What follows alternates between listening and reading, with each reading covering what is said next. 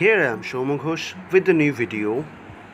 Hi everyone, today I'm gonna cover a story from class 9 Moments, and this is the first chapter, The Lost Child, and it is written by Mulk Raj Anand, an Indian writer, and this is the very good story about a child who has been lost in a fair when he went there with his parents. So first we are gonna read the story, then we will analyze this story with the figure of speech also. So let's start.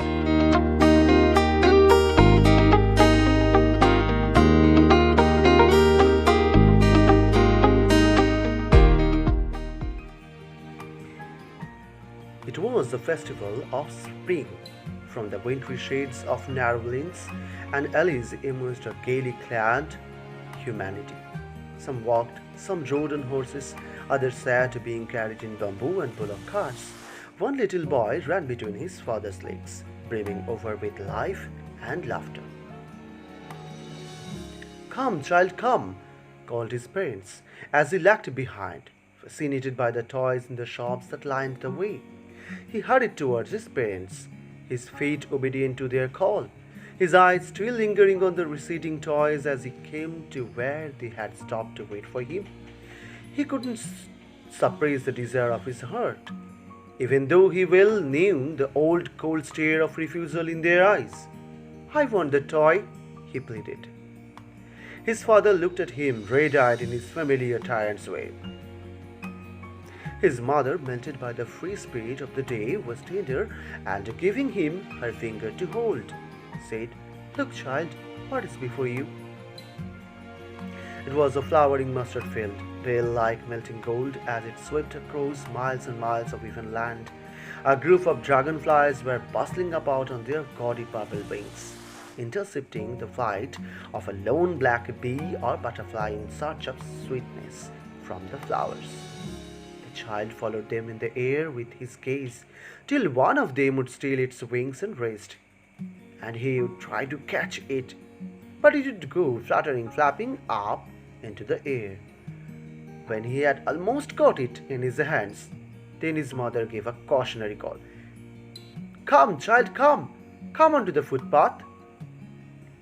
He ran towards his parents gaily and walked abreast of them for a while, being, however, soon left behind, attracted by the little insects and worms along the footpath that were teeming out from their hiding places to enjoy the sunshine. "Come, child, come!" his parents called from the shade of a grove where they had seated themselves on the edge of a well. He ran towards them. A shower of flowers fell upon the child as he entered the grove, and forgetting his parents, he began to gather the raining petals in his hands. But lo, he heard the cooing of doves and ran towards his parents, shouting, "The dove, the dove!"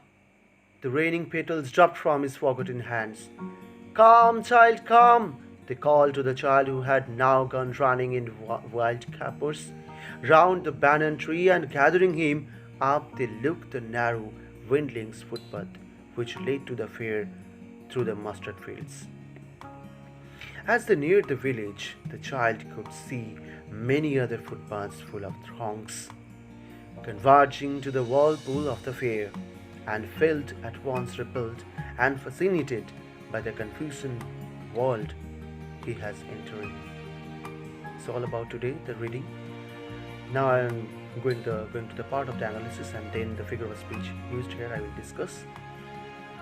So next day I will cover the next part of that reading portion. So let's do it with the analysis and the figure of speech. Let's start the explanation.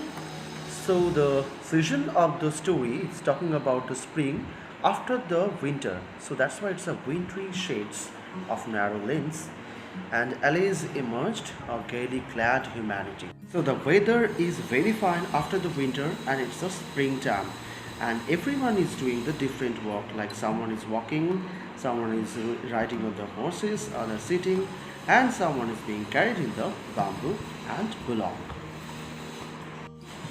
Now here coming to our protagonist of the story, that is our little child, and he is running between his father's legs, dreaming over his life. and laughter. That means he is very joyful to enjoy that traveling in the fair. From the first we are seeing that child is lagging behind, means he is coming later of his parents. But he is obedient also, so when his parents call, so he had to go to respond to their call. But he was too much attracted with the toys he had seen. Could not suppress his desire of buying the toys. So he pleaded or requested his parents that I want that toy. As he is a little child, it's a very common to him. But as our parents do, they just like the familiar's way, they scolded him. Actually, his father scolded him that not to buy, but mother was too soft that mother wanted to tell him something else and said that look child, what is before you, means something else she wants to show him. His mother wanted to divert his mind to a mustard field. So here you know the uses of simile, pale like a melting gold. So like that calls to simile. The boy was attracted towards the dragonflies and the flowers in the grove. Here one figure of speech is used, that is onomatopoeia, that gives us the auditory effect or the sound effect bites, that is fluttering and flapping, it's remembering the insects. Here we are seeing that although his parents are calling him, but he was totally attracted with the flowers and with the insects and worms. Come child come, his parents called from the shade of a grove where they had seated themselves. So here one figure of speech lies, that is repetition. You have ever seen that it is repeated too many times in that story. So it's simply a repetition.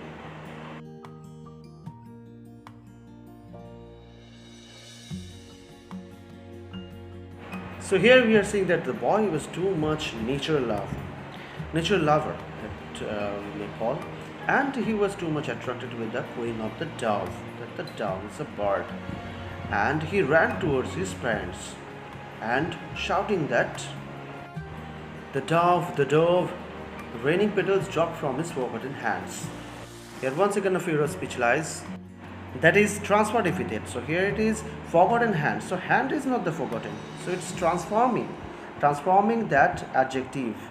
So forgotten something else means he has forgotten, not the hands. I have discussed about the transformative in my video of Renandaru. So look here.